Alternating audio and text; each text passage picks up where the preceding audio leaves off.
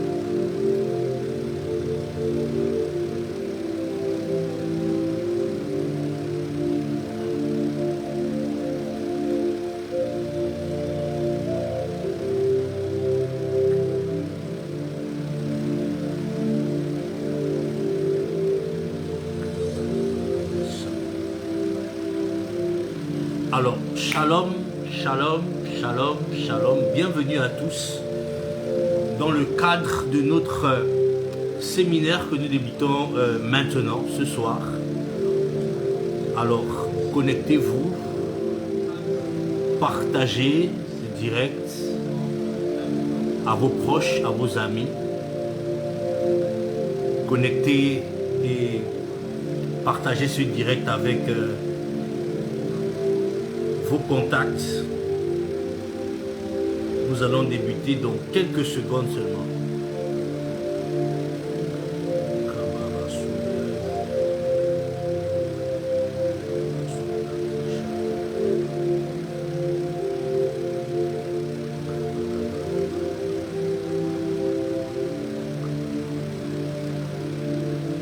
Alors, le thème qui nous rassemble ce soir est un thème simple, mais puissant et particulier.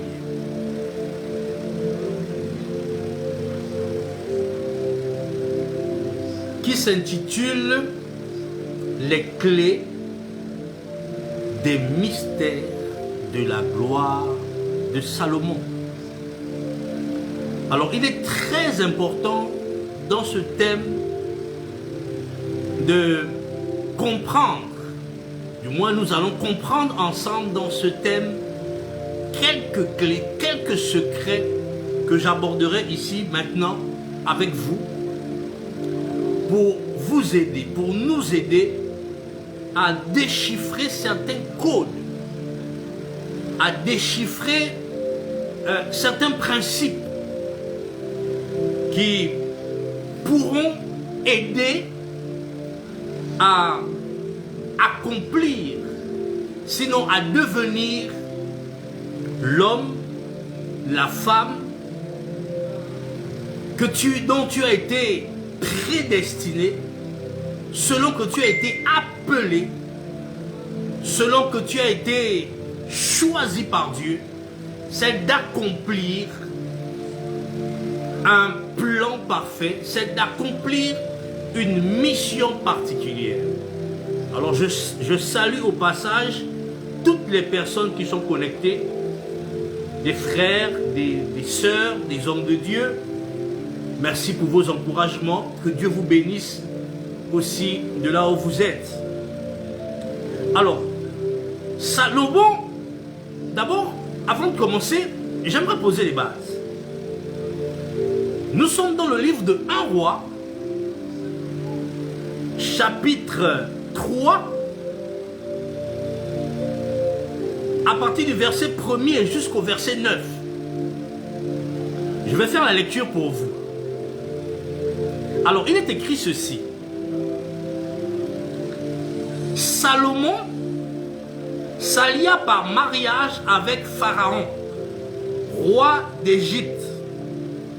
Il prit pour femme la fille de Pharaon et il l'emmena dans la ville de David jusqu'à ce qu'il eût achevé de bâtir sa maison, la maison de l'Éternel et le mur d'Assel de Jérusalem. Le peuple ne sacrifiait que sur les hauts lieux car jusqu'à cette époque, il n'avait point été bâti de maison au nom de l'Éternel. Salomon aimait l'Éternel et suivait les coutumes de David son père. Seulement, c'était sur les hauts lieux qu'il offrait des sacrifices et des parfums. Le roi se rendit à Gabaon pour y sacrifier, car c'est le principal haut lieu. Salomon offrit 1000 holocaustes sur l'autel à Gabaon. L'Éternel apparut en songe à Salomon pendant la nuit, et Dieu lui dit: demande ce que tu veux, je te le donne. Salomon répondit: tu as traité avec une grande bienveillance ton serviteur David mon père, parce qu'il marchait en ta présence dans la fidélité, dans la justice et dans la droiture de cœur envers toi. Tu lui as conservé cette grande bienveillance et tu lui as donné un fils qui est assis sur le trône comme on le voit aujourd'hui. Dans cette requête que Salomon fait à l'Éternel au verset 6, il montre à Dieu, sinon il dit à Dieu, il fait remarquer à Dieu combien de fois l'Éternel a été bienveillant vis-à-vis de David son père. En d'autres termes, il veut montrer ici, il parle à Dieu en rappelant à Dieu que en vérité, le succès de David, la puissance de David, la réussite de David dépendait du fait que l'Éternel, Dieu, avait sa main sur David, était bienveillant vis-à-vis de David. Alors, nous ne sommes pas encore là-bas.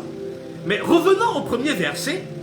La Bible nous montre ici clairement qu'il y avait des préalables, 3 préalables auxquels Salomon s'est conformé avant de commencer à administrer, à gérer, à devenir l'homme qu'il devait devenir.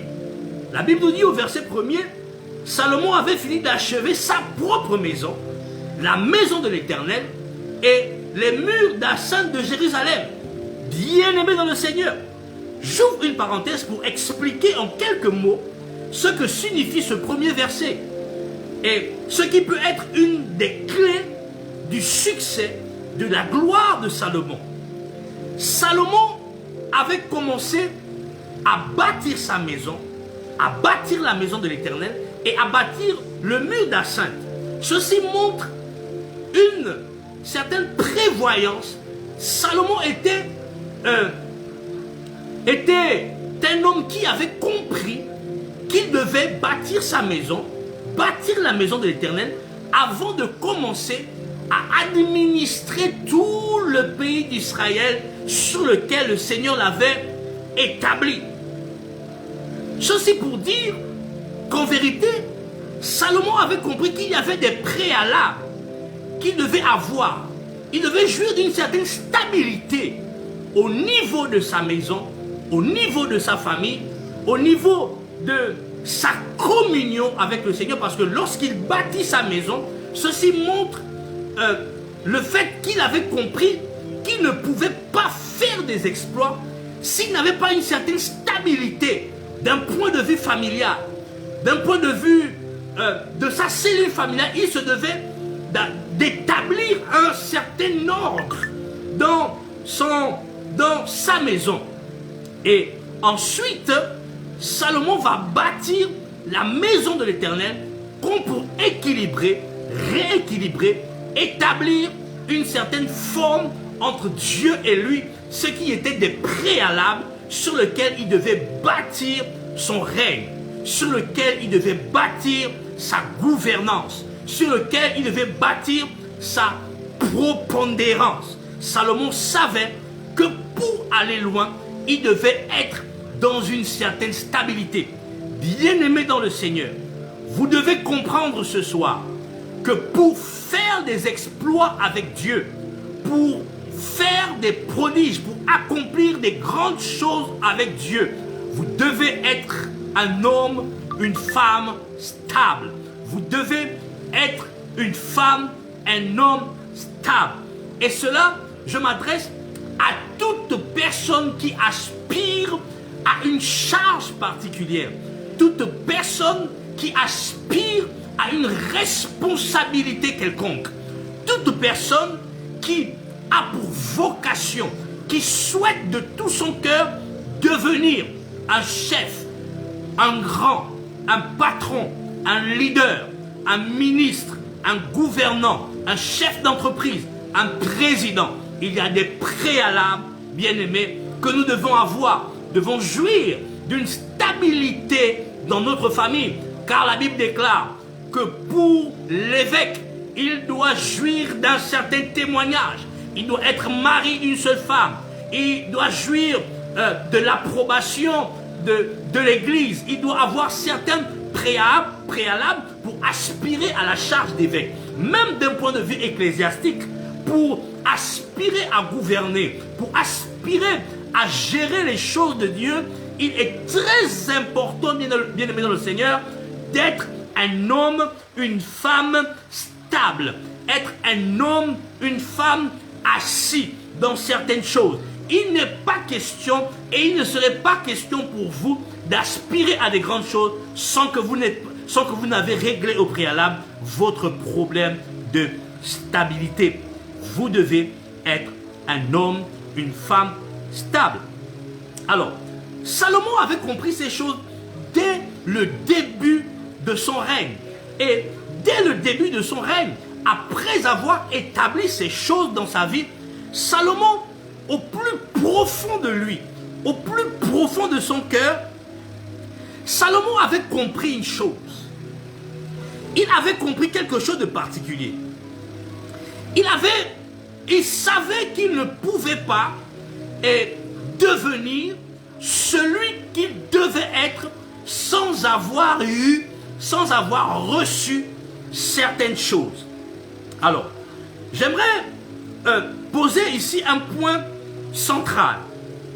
C'est que Salomon a cherché dans sa quête de Dieu, Salomon a cherché quelque chose. Parce qu'il avait compris au plus profond de lui qu'il lui manquait quelque chose.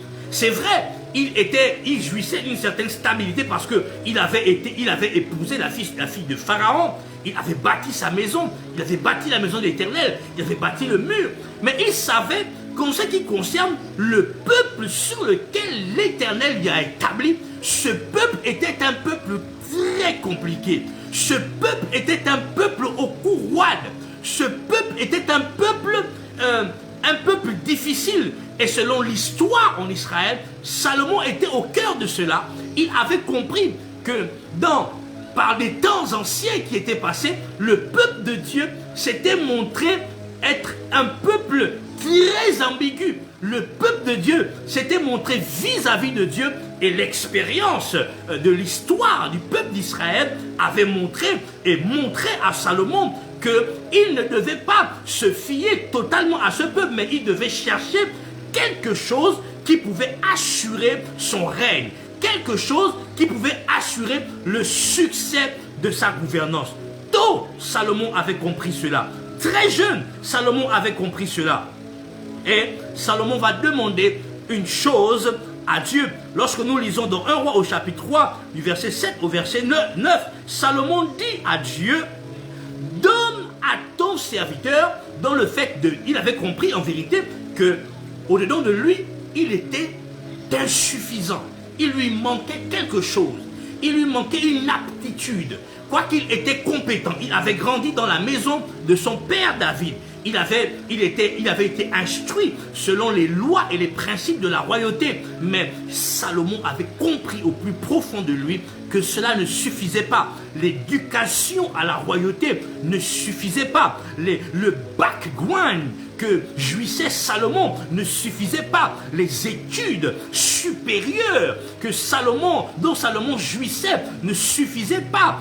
J'ai envie de dire, l'expérience au pied de David, son père, en tant que roi d'Israël, ne suffisait pas à Salomon pour être un bon roi. Alors, il avait compris cela très tôt. Il avait compris cela très très jeune que pour être un bon gouvernant, pour être un bon roi établi sur le peuple de Dieu, il ne suffira pas de mon éducation, il ne suffira pas d'être le gendre de Pharaon, il ne suffira pas d'être né et d'avoir grandi au palais royal auprès de mon père David, il ne suffira pas pour moi d'avoir joui de tous les maîtres qui étaient établis dans la maison de David et dont il avait reçu les enseignements pour Salomon. Il savait que cela était insuffisant. Alors, tôt il avait compris cela et il a donc cherché ce qui lui manquait. Il savait que ce qui lui manquait, c'était Dieu, parce qu'il le disait dans sa prière, il faisait remarquer à Dieu, je le disais plus haut,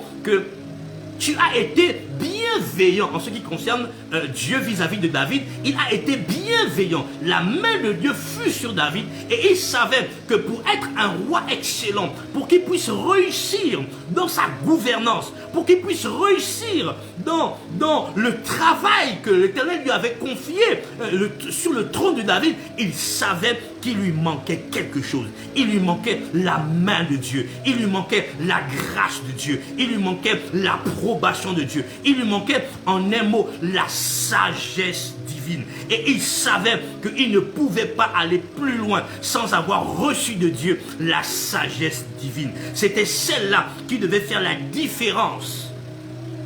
Et Salomon va le comprendre. Alors, il va aller dans la présence de son Dieu. Et il va parler à Dieu. Vous savez, Salomon avait reconnu son incapacité humaine. Il savait que humainement, il était incapable d'être un bon roi. Il savait très jeune qu'il était inexpérimenté. Il n'avait jamais été roi. Et subitement, il a été roi. Voyez-vous, même dans le monde aujourd'hui, lorsque tu postules à un poste de responsabilité, lorsque tu aspires à faire des choses, on va toujours te demander l'expérience professionnelle. Tu seras toujours face à une situation où on va juger, on va demander à savoir si tu as de l'expérience dans le domaine auquel tu postules, dans le domaine là où tu veux exceller. Il fallait à Salomon de l'expérience professionnelle, mais il n'avait à son jeune âge aucune expérience parce qu'il n'avait jamais été roi. Quoi qu'il avait été à côté de David, son père, bien aimé dans le Seigneur, il n'avait aucune expérience. Il était incapable donc de porter lui seul la charge du royaume sur lui. Il savait qu'en vérité, il était seul. Vous savez, lorsque vous êtes à un niveau de responsabilité, lorsque vous êtes établi sur des choses, établi sur une entreprise, établi dans une famille, établi dans une nation, établi dans un ministère, bien aimé, vous devez savoir que vous êtes seul à porter la charge de la responsabilité. Vous êtes seul à porter la charge. Combien même il y aura des hommes et des femmes tout autour de vous, ils ne porteront jamais la charge aussi bien que vous. Ils ne porteront jamais le poids de la chose, le poids du ministère, le poids des affaires, le poids ministériel, le poids de la nation, le poids comme vous-même vous porter ce poids-là, parce que c'est vous qui avez été appelé, c'est vous qui avez été établi, c'est vous qui avez été choisi, c'est vous qui êtes assis sur le trône de votre famille, c'est vous qui êtes assis sur le trône de la nation, c'est vous qui êtes assis sur le trône de l'entreprise. Et donc, il n'y a que vous qui êtes à même de comprendre, de sentir, de jauger, de supporter le poids de la responsabilité. Très tôt, Salomon avait compris qu'il était seul. Souvenez-vous, j'ouvre une parenthèse pour parler de Pharaon. Lorsque Joseph accéda auprès de Pharaon, Pharaon s'était trouvé à une dimension où il était seul parce qu'il n'avait personne autour de Pharaon pour interpréter le rêve que Pharaon avait fait. Ni ses satrapes, ni ses ministres, ni ses sorciers, ni ses magiciens n'étaient en même d'apporter la paix, le secours à Pharaon. Pourquoi? Parce que ces personnes ne portaient pas la charge. Ils ne comprenaient pas ce qui était en gestation au plus profond de Pharaon. Ils ne savaient pas parce que Pharaon était le seul responsable de la charge. Alors, Salomon avait donc compris qu'il était le seul responsable et qu'il portait sur lui la charge de tout le royaume d'Israël. Tout le royaume d'Israël reposait sur ses épaules, reposait sur sa parole, reposait sur sa déclaration, reposait sur ses épaules et sur sa tête. Il avait donc compris que c'était une charge fastidieuse, c'était une responsabilité extraordinaire, c'était quelque chose de rocambolesque, quelque chose de difficile et de compliqué avec laquelle il ne pouvait pas s'amuser, avec laquelle il ne pouvait pas blaguer. Il était obligé d'aller vers Dieu pour recevoir, pour acquérir de Dieu la sagesse, la sagesse. Il demanda donc à Dieu un cœur intelligent, c'est-à-dire un esprit éclairé par Dieu, un cœur intelligent, un esprit éclairé par Dieu. Et Dieu,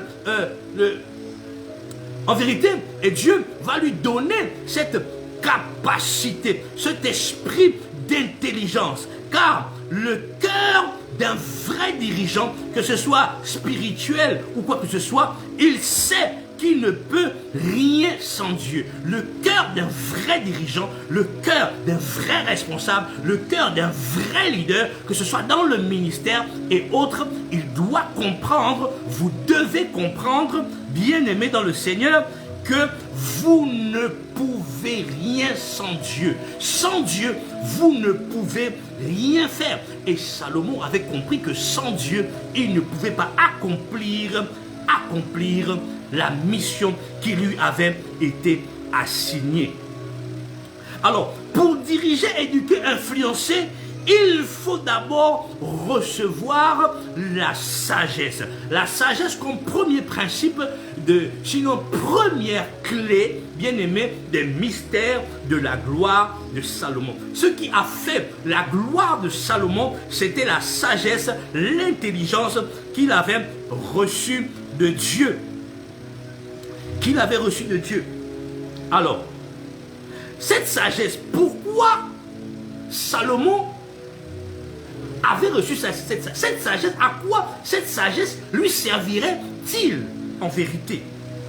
La sagesse devait servir à Salomon pour être non seulement fidèle à l'héritage spirituel que son père David lui avait légué. Vous savez, dans toute organisation, dans tout niveau de responsabilité, il y a une éthique, il y a une déontologie, il y a des principes, bien aimés, il y a un héritage légué par les prédécesseurs, il y a un héritage légué par les pères. Et Salomon était face à l'héritage que son père David lui avait légué. Un héritage d'équité, un héritage de justice, un héritage de quiétude, de paix. Et donc, il était confronté au fait qu'il devait faire plus que son père David. Il devait faire plus que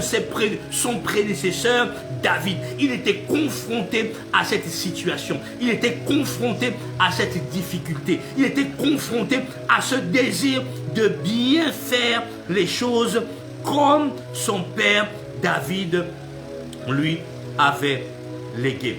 Alors nous lirons 1 Chronique chapitre 22 verset 12 au verset 13. Je résume: l'Éternel te donnera la sagesse et l'intelligence afin que tu observes la loi de ton Dieu. Bien-aimé, c'est capital, c'est important, c'est cardinal. David a transmis à Salomon un héritage spirituel, pas seulement un trône, parce que c'est en fait cela. Le trône, c'est la responsabilité. Le trône était un fait. Il était établi sur le trône. Il était en responsabilité. C'était un fait. Mais cela ne suffisait pas. Salomon voulait continuer ce que son père avait commencé dans son règne. David avait régné, avait fait un très bon règne, avait fait un règne assez parfait. Et Salomon voulait poursuivre l'œuvre de son père. Il voulait continuer ce que son père avait commencé, un règne fondé sur l'obéissance, la justice divine. Il voulait que Dieu, le Dieu de David, soit aussi le Dieu de Salomon. Il voulait que le Dieu qui marchait avec David, son père, puisse aussi marcher avec lui. Vous ne pourrez pas faire des exploits avec Dieu. Lorsque vous êtes en responsabilité,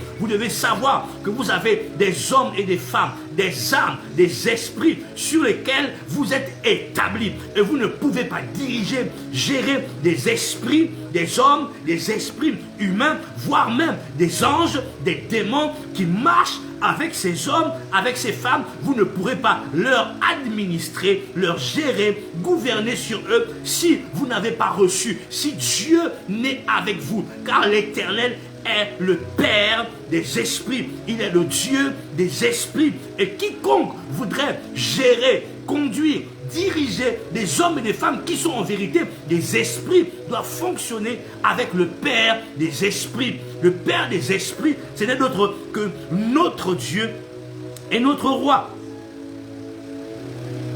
Alléluia. Alors,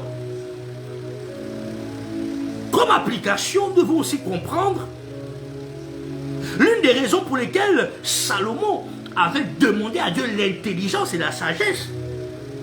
C'était pour connaître Dieu et comprendre ses voies. Bien-aimé, c'est Dieu qui dirige les nations. C'est Dieu qui dirige les peuples. C'est Dieu qui conduit et qui dirige toutes choses. La Bible dit qu'il détient tout entre ses mains. Et comme référent, nous pouvons lire dans Proverbes chapitre 2, verset 5 au verset 6. Je résume.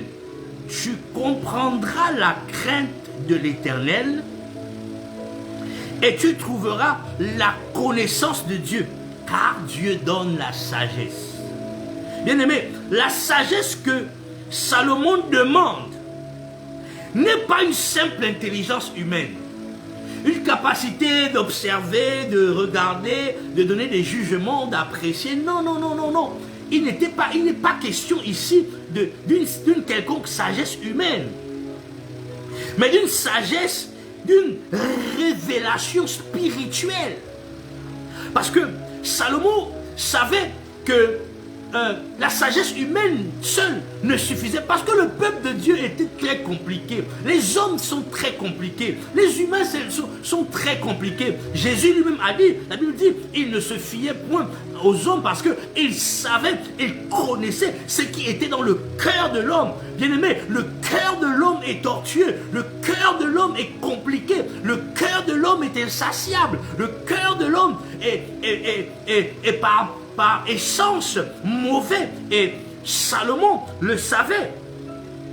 Alors, la sagesse que Salomon avait demandé à Dieu était une révélation spirituelle. Il veut connaître le cœur de Dieu pour diriger dans la volonté de Dieu. Parce qu'il y a des volontés de Dieu par rapport à des peuples. Il y a des volontés de Dieu par rapport à des nations. Il y a des volontés de Dieu par rapport à des entreprises. Il y a des volontés de Dieu par rapport dans des domaines précis. Parce que tout a été fait pour un but. Rien de ce qui existe sur la terre n'a été fait sans but.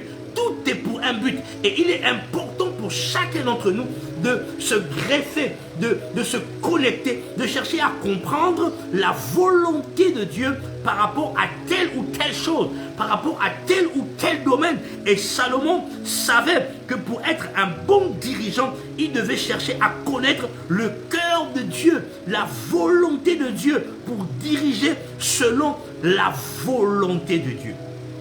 Donc, la quête de Dieu n'était pas une quête intellectuelle, n'était pas une quête relationnelle, n'était pas une quête de richesse. Salomon n'a pas cherché à Dieu, il n'a pas d'abord demandé à Dieu l'argent, la gloire, ni même la mort de ses ennemis. Bien-aimés, souvent, lorsque nous accédons à certains niveaux dans la vie, souvent nous demandons, nous aspirons, et les premières choses auxquelles nous aspirons, que nous souhaitons dans nos vies, c'est la richesse, c'est avoir beaucoup d'argent, c'est voir les personnes qui nous combattent être écrasées, c'est voir la mort de nos ennemis, c'est de voir que nous avons, que nous ayons le dessus sur nos ennemis, mais il n'en était pas de même pour Salomon. Salomon s'en foutait à ce moment-là de l'acquisition des richesses. Il s'est pas mal moqué du fait d'acquérir des richesses terrestres, du fait de voir ses ennemis être écrasés, du fait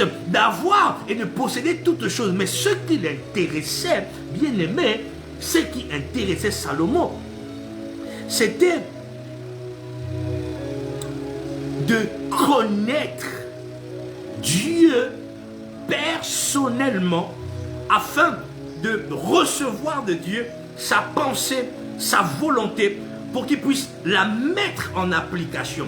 Alors, j'aimerais dire ici à un homme, à une femme, que pour que tu atteignes, sinon l'une des clés du mystère de la gloire de Salomon était focalisée dans le fait que Salomon avait reçu de Dieu une sagesse extraordinaire. Et comment il a reçu? Il a demandé au Seigneur, et parce que au plus profond de son cœur, vous savez, lorsque je regarde, j'essaie de sonder les motivations de Salomon. Les motivations de Salomon étaient des très bonnes motivations, parce que le but de Salomon n'était pas simplement de régner, n'était simplement pas d'acquérir des richesses, n'était simplement pas d'être un chef, d'être appelé le roi, d'être le gouvernant, d'être le dirigeant, mais dans son cœur, dans le cœur de Salomon, il était épris d'amour, d'une capacité, d'un désir de bien faire, d'une volonté de bien faire, d'une capacité, d'un désir profond d'être un bon roi, d'être le roi pour qui le peuple sera fier, donc un roi extraordinaire. Il cherchait à être le roi selon le cœur de Dieu. Il cherchait en vérité à toucher le cœur de Dieu dans l'exercice de la royauté, dans la vie. Bien aimé, vous devez premièrement comprendre que là où Dieu vous a établi, là où vous êtes établi par Dieu, et vous êtes le serviteur de Dieu là où vous êtes établi.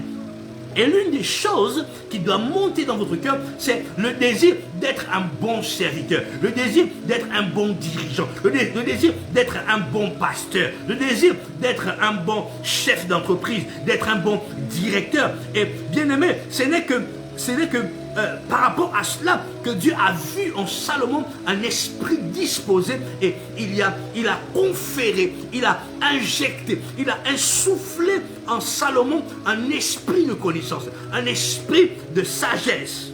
Alors, celui qui cherche la sagesse divine cherche en réalité Dieu lui-même. Lorsque tu cherches la sagesse, en vérité, tu cherches Dieu lui-même. Et celui qui connaît Dieu comprend les mystères de la vie. Alors, c'est très important, bien aimé dans le Seigneur, de comprendre cela. Alors, vous pouvez toutefois tapoter le live, le partager. Nous sommes encore en direct. Nous ferons, je crois que nous aurons 1 heure ensemble. Il nous reste encore un bon moment à passer ensemble. Tapotez le live, partagez le live. Nous sommes dans le cadre de notre séminaire, les clés des mystères de la gloire de Salomon. Les clés des mystères de la gloire de Salomon. Alors, nous allons encore lire un texte dans le livre de Proverbes, chapitre 8, verset 15 au verset 16. Je résume. L'idée majeure dans ces 2 versets est écrit: c'est par moi que les rois règnent et que les princes ordonnent ce qui est juste.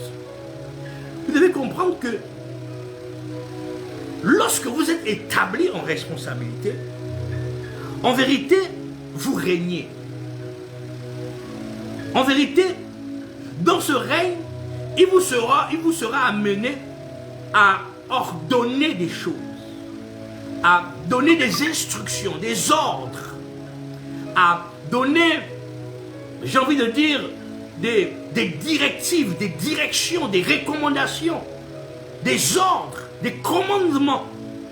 Mais qui dit ordre, qui dit commandement, c'est du domaine de Dieu, c'est du domaine de la divinité. C'est pourquoi quiconque est en responsabilité, quiconque est élevé en dignité, ayant une certaine responsabilité, bien-aimé, doit comprendre que, en vérité, ces personnes ont la gestion des hommes et des femmes, la gestion des vies, la gestion des âmes, la gestion des destinées, la gestion des carrières, la gestion de certaines familles. Parce que lorsque vous influencez, lorsque vous avez un père de famille, une mère de famille qui est sous vos ordres, qui est sous vos instructions, qui est sous votre bannière, qui est sous votre couverture, vous devez comprendre que vous avez une responsabilité précieuse vis-à-vis de cet homme, vis-à-vis non pas seulement de cet homme, mais car derrière cet homme, derrière cette femme, il y a une lignée d'hommes, d'autres hommes et d'autres femmes.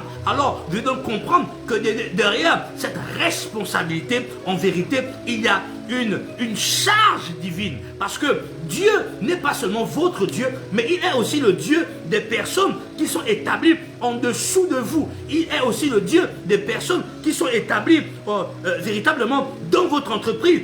Même l'homme ou la femme de ménage, bien-aimé dans le Seigneur, ou le fidèle qui parlait à l'église, qui vous sert, ou quiconque personne sur qui vous êtes établi, bien-aimé, vous devez comprendre que vous avez une responsabilité. Une responsabilité. Salomon savait qu'un royaume ne peut se maintenir, bien-aimé, sans justice. C'est pourquoi il devait faire attention aux ordres, aux commandements, aux instructions qu'il devait donner, parce que cela pouvait avoir de l'impact, non pas seulement sur les personnes sur qui il était établi, mais sur des générations, sur des vies tout entières. Alors, c'est pourquoi il avait demandé la sagesse. Je disais, Salomon savait qu'un royaume ne peut se maintenir sans justice. Il voulait juger avec équité, avec droiture, sans favoritisme ni corruption. Donc, la sagesse divine établit la justice,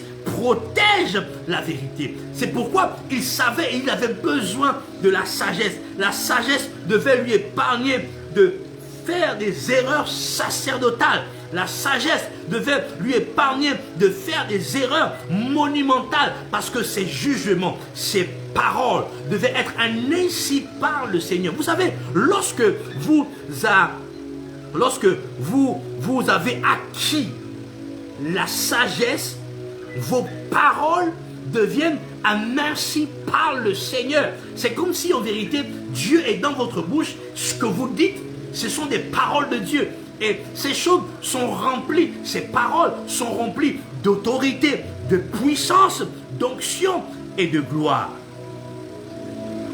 Alléluia.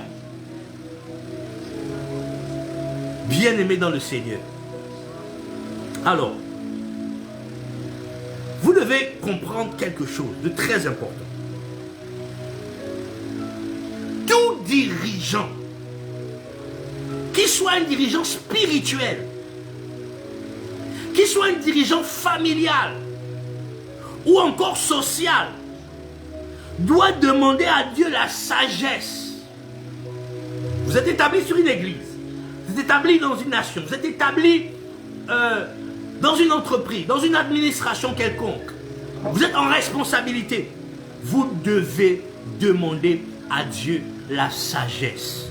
La sagesse pour diriger. Vous devez demander à Dieu la sagesse pour juger selon la vérité. Celui qui juge apprécie. Il regarde les choses sur plusieurs angles, sur un angle divin, et il donne une orientation, et il donne des recommandations. Il juge selon la vérité, selon la justice humaine. Disons, la justice humaine est beaucoup limitée. Mais la justice divine va au-delà de la justice humaine. La justice divine, elle éclaire dans toutes sortes de situations. Là où il y avait les ténèbres, là où il y avait la confusion, là où il y avait impossibilité, le manque de clairvoyance, la sagesse divine vient vous éclairer afin que vous puissiez juger selon Dieu, apprécier les choses selon Dieu. Alléluia. Oh, est-ce qu'il y a un peuple ici connecté? Je veux voir des cœurs, je veux voir des j'aime, je veux voir des partages. Si Dieu vous fait du bien ce soir au travers de ce message, si vous appréciez bien cet enseignement, bien aimé, tapotez le live. Comme certains le disent, tapotez, tapotez, tapotez, tapotez, tapotez, partagez. Nous sommes encore ensemble. Alors, il y a un principe qui est très, très, très, très important. Permettez-moi.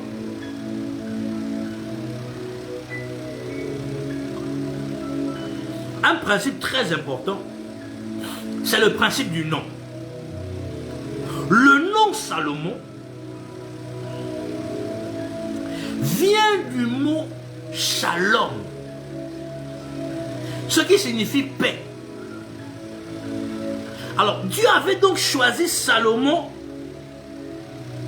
pour instaurer un règne de repos, de paix, d'harmonie.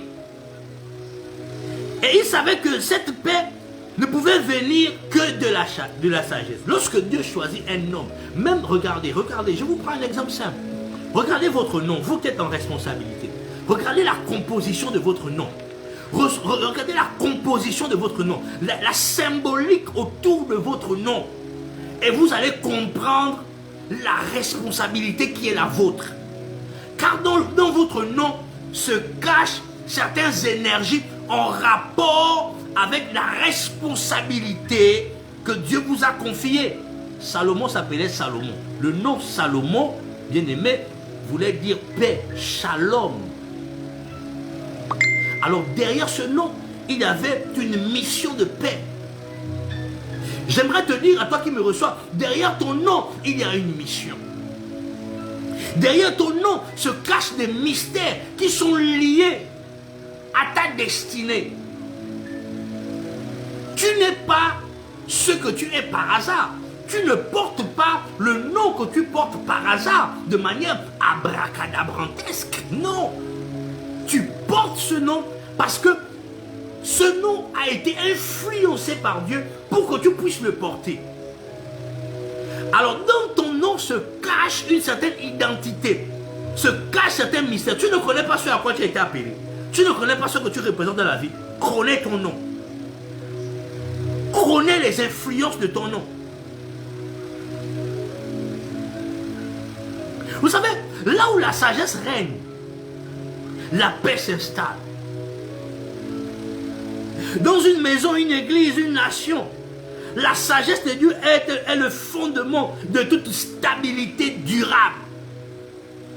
Vous pouvez avoir l'onction qui perce les murs. Vous pouvez être intelligent comme quoi. Vous pouvez être diplômé d'Harvard. Vous pouvez sortir des plus grandes écoles, des plus grandes écoles du monde, de Paris, des États-Unis, du Gabon, etc. Mais si vous n'avez pas la sagesse, vous ne pourrez conserver votre position. Oh, je parle à quelqu'un. Beaucoup ont accédé à des postes de responsabilité. Beaucoup ont accédé à la gestion de certaines choses. Beaucoup, bien aimés dans le Seigneur, ont flirté avec la gloire. Beaucoup, parmi nous et parmi vous, ont demeuré, ont foulé leurs pieds dans la gloire, dans des dimensions élevées. Mais peu sont ceux-là qui ont demeuré et qui demeurent dans la gloire à cause d'un défaut de sagesse. Dis avec moi là où tu es si tu me reçois, défaut de sagesse. Bien-aimé, la sagesse est une clé capitale, fondamentale. Beaucoup ont vécu des choses, mais ils n'ont pas demeuré dans la position, dans certaines positions élevées. Pourquoi? Parce qu'il leur manquait la sagesse. Parce que la sagesse a fait défaut. La sagesse ne doit pas te faire défaut. Bien-aimé dans le Seigneur, reçois la sagesse de Dieu là où tu te trouves. Alors, l'une des raisons encore pour lesquelles Salomon avait demandé à Dieu et avait reçu de Dieu la sagesse, c'était parce qu'il savait que la sagesse attire la prospérité. Oh, alléluia. La sagesse attire la prospérité. Un homme sage ne peut pas être dans la pauvreté, car la Bible déclare que la sagesse du pauvre ne peut pas être entendue. Pourquoi la sagesse du pauvre ne peut pas être entendue? Parce qu'en vérité, nul ne peut prétendre être sage, non pas sage à ses propres yeux, mais sage divinement et demeurer dans la pauvreté. Oh, je dis à quelqu'un que la sagesse de Dieu est une garantie, sinon la sagesse de Dieu attire la prospérité. Nous lisons 1 Roi chapitre 3 verset 11 au verset 13. La Bible dit ça, c'est Dieu qui parle. Il dit à Salomon: parce que tu n'as pas demandé la richesse, parce que tu n'as pas demandé la richesse, je te donnerai un cœur sage et intelligent, et je te donnerai aussi ce que tu n'as pas demandé. Salomon n'avait pas demandé l'argent. Salomon n'avait pas demandé l'or. Salomon n'avait pas demandé la tête de ses ennemis. Salomon avait demandé la sagesse. Et Dieu a dit: tes motivations sont très bonnes. Alors, en plus de la sagesse et de l'intelligence que tu m'as demandé, je te donnerai aussi en supplément, en guise de supplément, à cause de la disposition de ton cœur, je te donnerai aussi la richesse, je te donnerai aussi la gloire. Alors, vous devez comprendre, bien aimé dans le Seigneur, que la richesse, la gloire de Salomon n'est que la résultante de la disposition de son cœur. Son cœur n'était pas attaché à l'argent. Son cœur n'était pas un cœur de haine. Son cœur n'était pas un cœur attaché aux choses de la terre. Mais Salomon, dans son cœur, il avait un cœur bien disposé. Il avait le souci de servir. Il avait le souci d'être un témoignage. Il avait le souci d'être une réponse aux problèmes de l'humanité à ce moment. Il avait le souci de faire du bien au peuple d'Israël. Il avait le souci de guérir les blessures du cœur de son peuple qui avait perdu un roi. Il avait dit dans son cœur: je serai le meilleur roi en Israël. Et vous savez, vous conviendrez avec moi que la Bible nous dit que jusqu'à nos jours, il n'y a eu aucun roi sur la terre qui était semblable à Salomon. Aucun roi sur la terre n'a eu la gloire qu'a eu Salomon. Bien aimé, sa gloire dépendait, était véritablement la résultante d'un cœur sincère, d'un cœur disposé pour Dieu. Vous savez ce qui fait la différence? C'est le cœur. Car l'homme regarde à ce qui frappe les yeux. Mais Dieu regarde au cœur. Dieu regarde au cœur. Bien-aimés, vous devez faire attention à votre cœur. Vous devez faire attention aux dispositions de votre cœur. Car la Bible déclare: garde ton cœur plus que toute autre chose, car c'est de lui que viennent les sources de la vie. À ce moment, Salomon avait des ennemis. Salomon vivait tous les combats que peuvent vivre les rois de la terre, que peuvent vivre ceux qui sont en responsabilité, que peuvent vivre des chefs d'entreprise, des chefs de famille, des ministres de Dieu, des ministres de culte, des directeurs. Mais bien aimé, Il n'a pas regardé d'abord à tout ça, à tous ces challenges, à tous ces défis. À un moment donné, il a mis une pause. Il a mis un arrêt sur ses combats. Il a mis une pause sur ses challenges. Il a mis une pause sur ses défis. Il a mis une pause sur ses ennemis. S'il y avait la guerre, il a dit shut up. Be calm. I go to pray. Il a dit je vais d'abord chercher Dieu. Je vais d'abord prier. Pour recevoir l'équipement, pour recevoir quelque chose qui fera la différence. Souvenez-vous de Shadrach, Meshach, Abednego et Daniel. La Bible dit qu'ils ont reçu l'esprit supérieur. Ils étaient différents des satrapes. Ils étaient différents des serviteurs de Nebuchadnezzar. Pourquoi? Parce qu'ils avaient demandé à Dieu, de par leur alimentation, de par la discipline dans laquelle ils s'étaient fondus, confondus, bien aimés dans le Seigneur.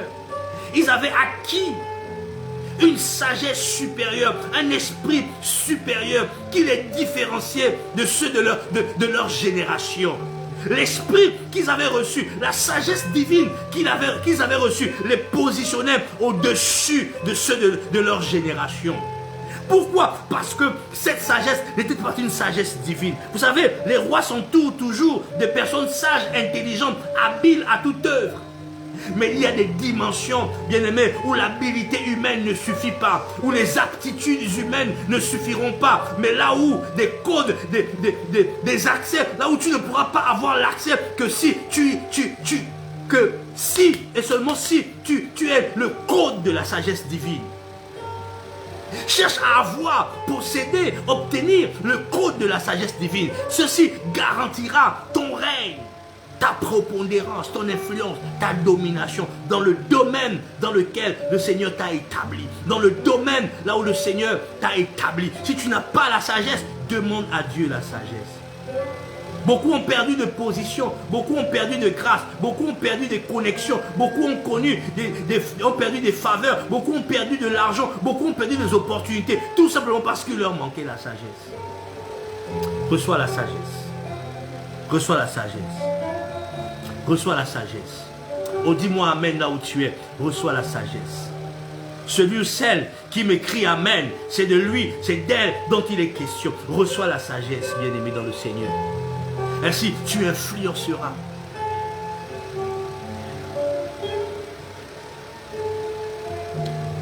Bien-aimé, cherchez premièrement le royaume des cieux et sa justice, nous dit la Bible. Celui qui cherche le royaume, celui qui se concentre sur ce qu'il peut recevoir d'en haut, fera la différence. Alors, bien-aimé dans le Seigneur, j'espère que tu es béni ce soir. Je vais chuter. Parce qu'il nous reste à peu près une dizaine de minutes. Je vais chuter en disant ceci. Salomon a compris que la sagesse est la clé de toute réussite durable.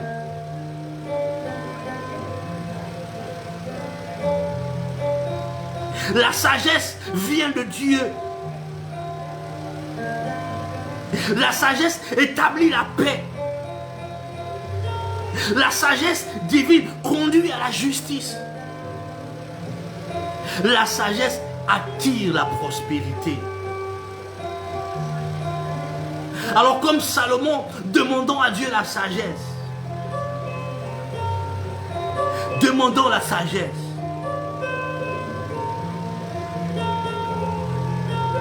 Demandons à Dieu un cœur sage et intelligent. Non pour dominer, mais pour servir avec amour, gouverner avec droiture et marcher dans la connaissance de Dieu. C'est de cela dont il est question. Alors bien-aimé dans le Seigneur, si tu es avec moi ce soir, nous voulons prier pour tous les hommes, pour toutes les femmes. Nous sommes ici au Gabon et nous voulons prier pour tous les hommes, pour toutes les femmes élevées en dignité, qui ont besoin de la sagesse divine, afin qu'ils reçoivent la sagesse divine, pour qu'ils puissent mieux nous administrer. Nous allons prier ensemble, même pour notre président, pour que Dieu lui donne la sagesse. Nous allons prier ensemble pour le vice-président, pour les membres du gouvernement, pour le Sénat, pour l'Assemblée nationale. Nous allons prier pour les chefs d'entreprise, les directeurs généraux, les commandants en chef. Nous allons prier pour eux, pour que Dieu leur donne la sagesse. Nous allons prier aussi pour les pères de famille, les mères de famille, ceux qui se battent chaque jour, ceux qui doivent administrer leur famille, leur foyer, leur maison, leur domicile, pour qu'ils puissent recevoir la sagesse afin qu'ils soient des bons dirigeants, des bons gouvernants. Prions ensemble là où nous sommes. Les brades santé bradouche. Les brandos chez branda sanderico sabradouche. Les brandos chandarabadabasso. Brisez les chaînes, brisez les chaînes, brisez les chaînes, brisez les chaînes, brisez les chaînes, brisez les chaînes, brisez les chaînes, brisez les chaînes, brisez les chaînes. Père, donne la sagesse. Nous prions pour notre président de la République, Seigneur.